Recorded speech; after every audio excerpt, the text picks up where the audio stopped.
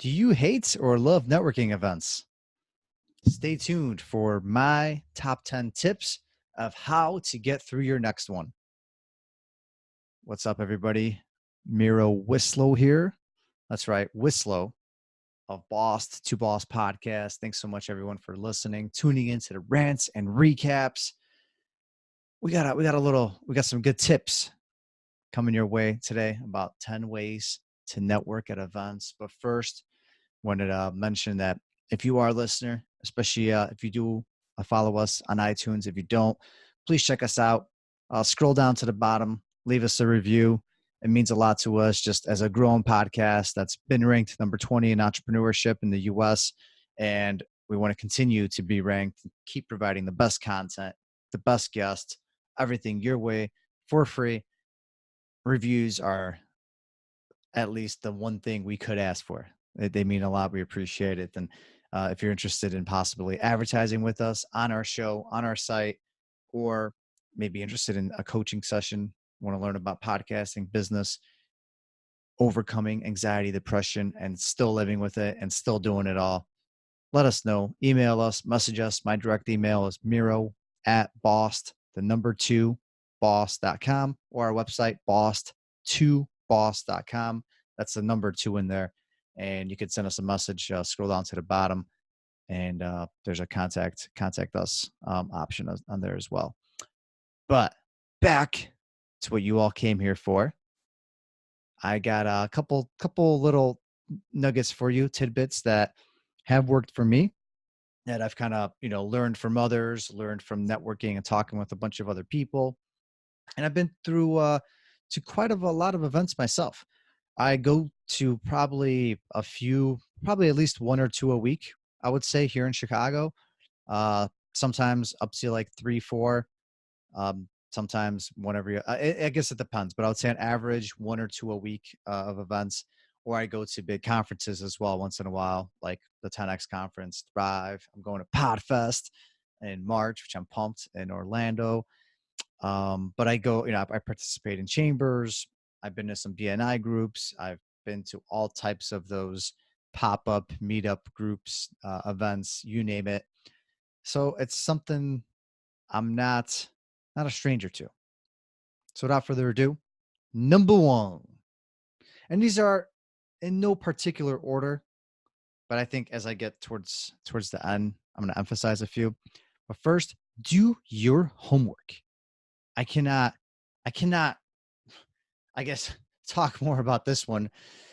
Do your homework. Know where you're going. If you're going to an event about sustainability and you start talking to someone about how you just bought a brand new truck, an SUV that you're burning 4 miles to the gallon on, people are going to hate you. No one's going to want to talk to you. You might get kicked out. So know where you're going. Be sure to research the events. Look on their website. There's always an about me or a little description. Know who you're going to see. A lot of times you can get a list. If not, email the event page. There's probably like an events at something or info@theevents.com, whatever it is. Look on their website. There's always something like that. Be sure to get a list of who's going to the event, and that way you can pre-research. Maybe there's some big names that are going that you've been wanting to meet, especially if it's in your industry, like say you're in the retail space, or you're a realtor. That's easier one. Say you're a realtor and there's a top 1 producer that's going to be there, and you see their face all over the cover of magazines, or there's a big broker or investor that's going to be there that you see all the time. They're going to be there. You probably might even get their info, like their email. Do not blow them up. That is such a turnoff. Do not blow them up on their email if you haven't met them in person. That is a big no-no and a big turnoff. Meet the person first, then follow up with them, or then ask if you can reach out to them. But yeah, use the list, use the networking events page, the website, the Facebook, the meetup, whatever it is. Read up on it, see who's going, do your homework, be ready, know who you want to see before you go. It will just make life easier if you're getting that anxiety, that feeling about, oh, what am I going to do? I don't know anybody here. I don't have any friends, nothing. So that's definitely one way to do it. Number two, your mentality going going into it. So this is going into these events, especially if you're new to them, first timer, second timer. It's definitely a lot of psychological aspects that go into it. You know, you overthink things. You think that you're the only one that doesn't know how to talk to people. You think that everybody's out to get you. You think everyone wants to hurt you. You think people are there to make fun of you because you can't talk properly. You might choke up while talking. Well, you have to get over that. There's no magic recipe. There's no magic, way to just boom, voila. But you have to start realizing it's okay to play dumb sometimes. It's okay to be a goofball. Most people will forget. I mean, think back really quick to maybe not your first one, but think back to like your third, fourth, fifth, sixth, seventh date you had, unless they were like crazy memorable. Okay.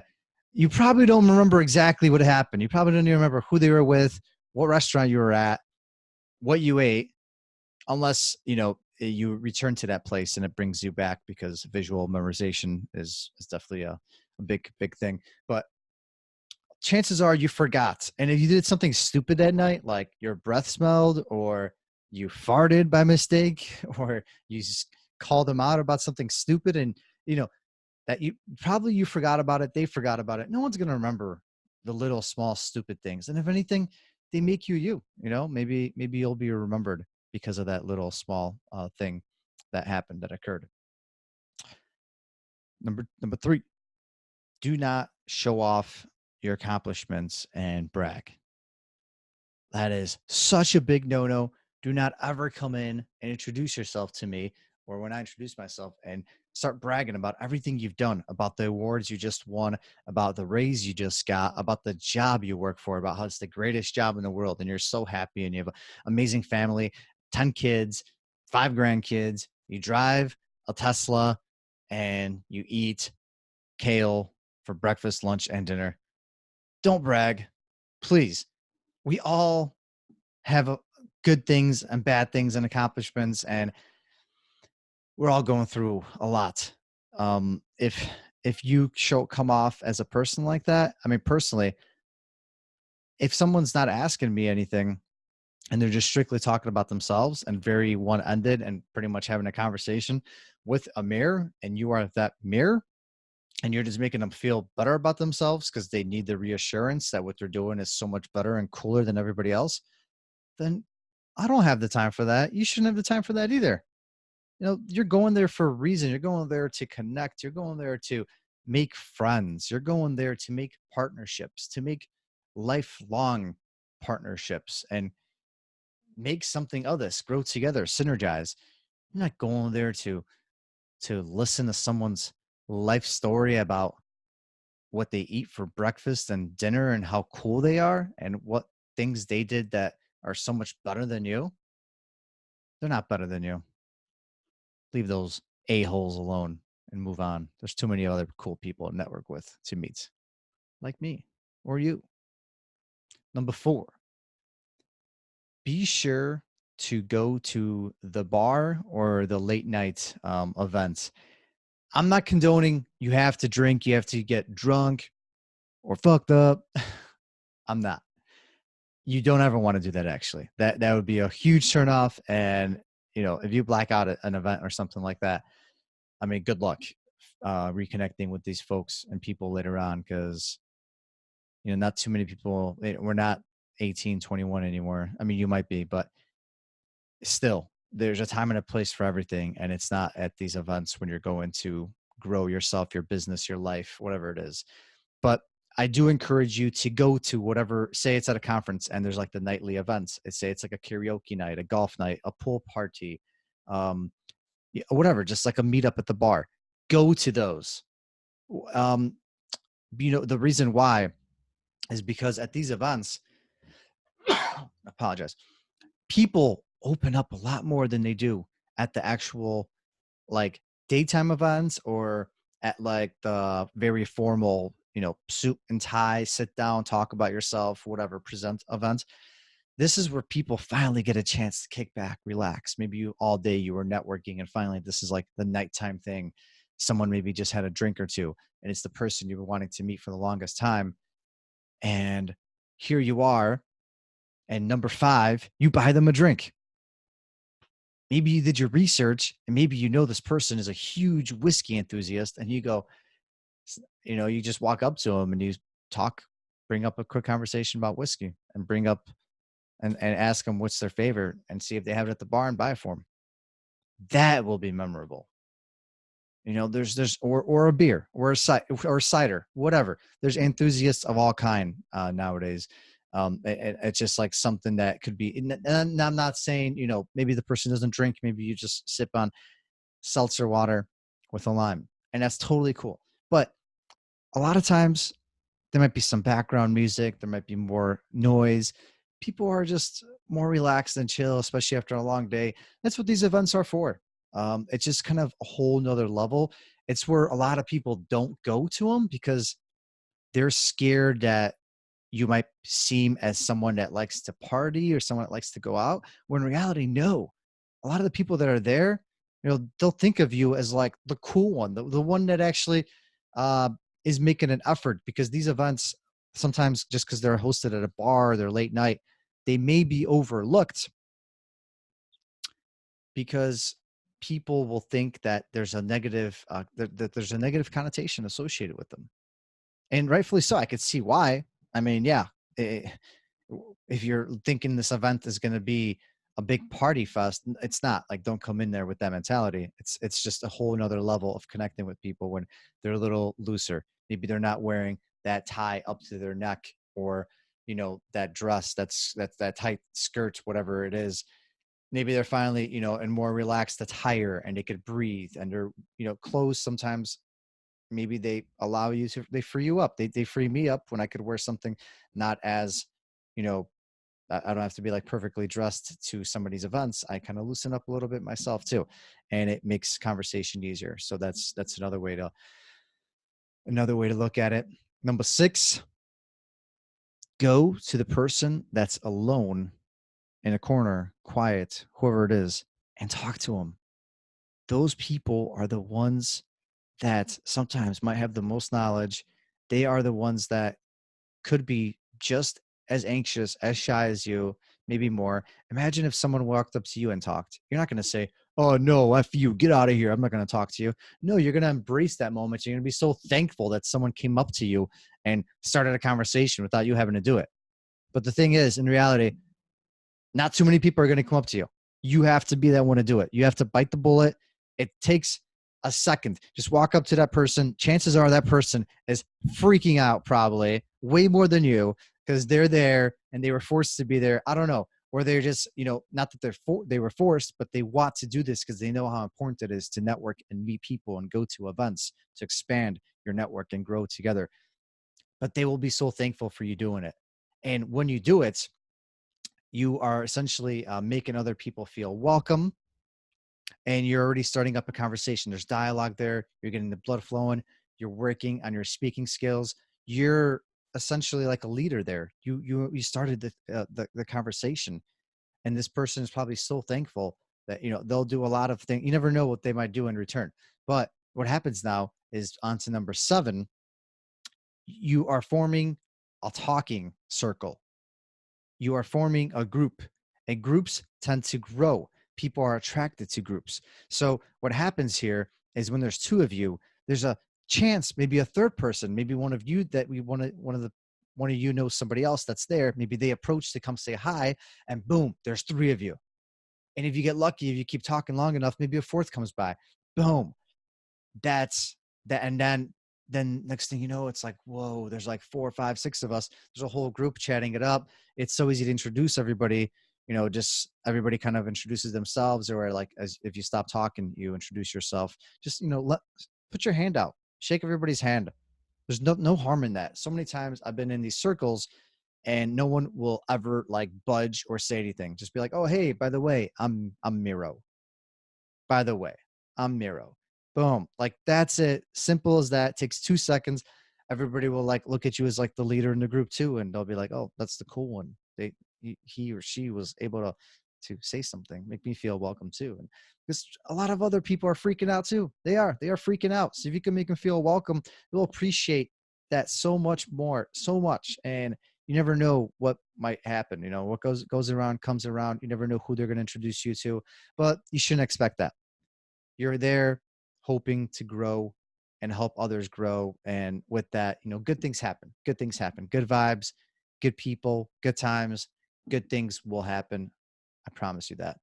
And number 8, say, kind of continuing the circle, uh, be sure to invite someone to that group.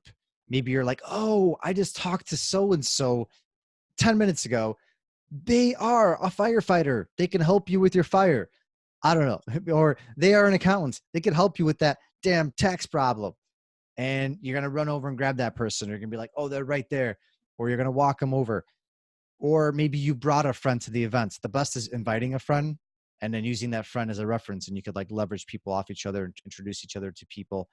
That gives you so much more to play with. When you could introduce someone to someone, trust me, someone else will introduce you to someone too. And it's a beautiful thing the way it works. The more people you know, it just keeps extrapolating and just boom, boom, boom, boom, boom. It's a beautiful thing. I've seen it happen. I love when it happens. Please introduce other people to other people as much as you possibly could. Because that's, if you are the networker, if you are that person, the connector, everyone will flock to you because you know the people. It's so important to be able to share your resources. Don't keep them for yourself. Share them.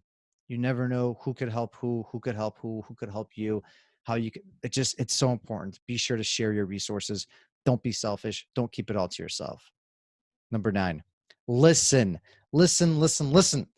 Yes, this is kind of a full circle now with number 1 when I talked about or number 2, or wait, number 3, don't brag or talk only about your accomplishments.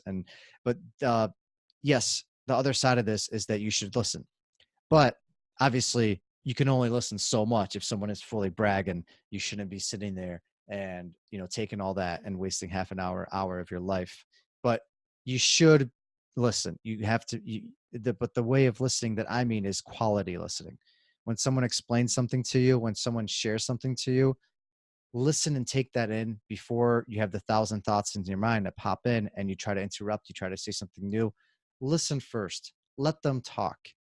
So many people out there, so many of the greatest leaders of our time have spoken and talked about listening being one of the key, if not the most important factor and trait that got them to where they're at. So listening is so important because then you catch up on minor things. You catch up on the things that matter, whereas you might have missed them otherwise. So be sure next time to listen all the way. Being a good listener makes you a better networker and essentially a better speaker because you don't talk out of line, you don't come off rude, and you don't say things that are a waste of time. You say things that are of quality and things that matter in the conversation. So be sure to listen. Number 10, last but not least, be genuine, be yourself. Seriously, seriously, be yourself. Nobody likes a poser. Nobody likes anyone that will come in there and pretend to be someone they're not, lie, make things up.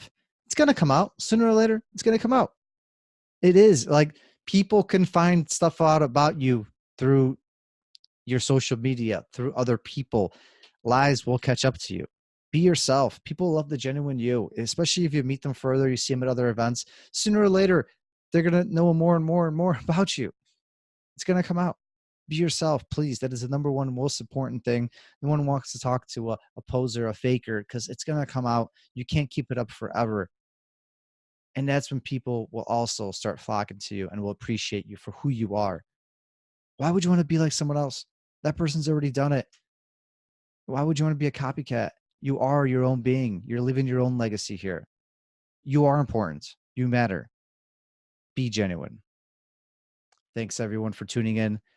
Today's episode is about the top 10 ways to network at events, conferences, you name it, based on my experiences. And I've been kind of doing this for a little while. Do it all the time, actually. At least hit up a couple a week. Thank you all so much for tuning in. Another episode of Boss to Boss Rants and Recaps. Be sure to check us out on iTunes. Let us know if possibly you're interested in advertising with us. We got a couple openings, and we're just, love every single one of you. Thanks so much for tuning in and being a fan. Keep crushing your week, and we'll be talking again soon. Big things are coming. Peace.